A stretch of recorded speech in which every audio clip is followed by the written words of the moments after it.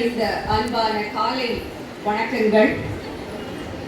எட்டயபுரத்து கவி பாரதியின் வார்த்தைகளை இந்நாளிலே கூறி ஆரம்பிக்க நான் விளைகிறேன். தேடி சோறுனிடம் தின்று பல சின்னஞ்சிறு கதைகள் பேசி பிறர் வாட பல செயல்கள் செய்து மனம் வாடி துன்பம் மிக உழன்று நரை கூடி கிளப்பருவம் எய்தி பெரும் குற்ற கிரையனப்பின் மாயும் பல வேடிக்கை மனிதரை போலே நான் வீழ்வேன் என்று நினைத்தாயோ என்று பாரதி கூறினார்.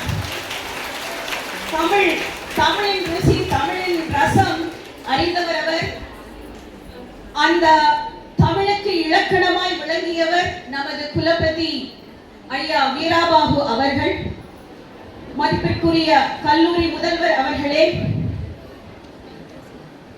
கணிதத்துறை தலைவர் முனைவர் ராதா அவர்களே, சிறப்பு விருந்தினர் திரு பி சங்கரலிங்கம் அவர்களே, மதிப்பிற்குரிய பேராசிரியர் பெருமக்களே, அன்பிற்குரிய மாணவிகளே, அனைவருக்கும் என் அன்பு கலந்த வணக்கங்கள். பாரதி கூறிய மாதிரி பிறந்தோம், உறங்கினோம், உண்டோம், பிறகு நாம் நாட்களை கடத்தினோம் என்ற பயணம் இல்லாமல் இந்த வாழ்க்கை என்பது ஒரு தடம் பதிக்கத்தான் இந்த வாய்ப்பு. இந்த வாழ்க்கை ஒரு அருமையான வாய்ப்பு. அந்த தடத்தை பதித்த வாழ்க்கையைத்தான் நமது குலபதி வாழ்ந்திருக்கின்றார். இன்று நாம் அவரை நினைவு கூறுகின்றோம்.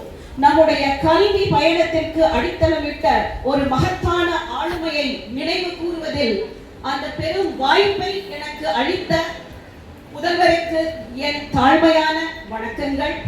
Shakespeare says, I quote, "Some are born great, some achieve greatness, and some have greatness thrust upon them." I unquote. Shakespeare இந்த புகழ்பெற்ற வரிகளை நாம் அனைவருக்கும் அறிந்திருக்கிறோம். சிலர் பிறப்பால் பெருமை அடைகிறார்கள், சிலர் முயற்சியால் கஷ்டப்பட்டு முயற்சியால் பெருமை அடைகிறார்கள். சிலர் மீது சிறப்பும் பெருமையும் தான் வேண்டாம் என்றாலும் அவர்களை போய் நாடி சேரும். அப்படிப்பட்ட சிறப்பு மிகுந்தவர் நமது குலபதி ஏபிசி வீரபாபு அவர்கள். தனக்காக பெற்ற பெருமை அல்ல, பிறருக்காக படைத்த பெருமை.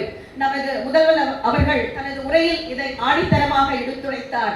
தனக்காக வாழ்வது வாழ்க்கை அல்ல, பிறருக்காக வாழ்வது. தனக்காக எதையும் வைத்துக் கொள்ளாமல் பிறருக்காக பகிர்ந்து கொடுக்கும் நல் உள்ளம் இருப்பதுதான் ஒரு நல் தலைவருக்கான எடுத்துக்காட்டு என்று முதல்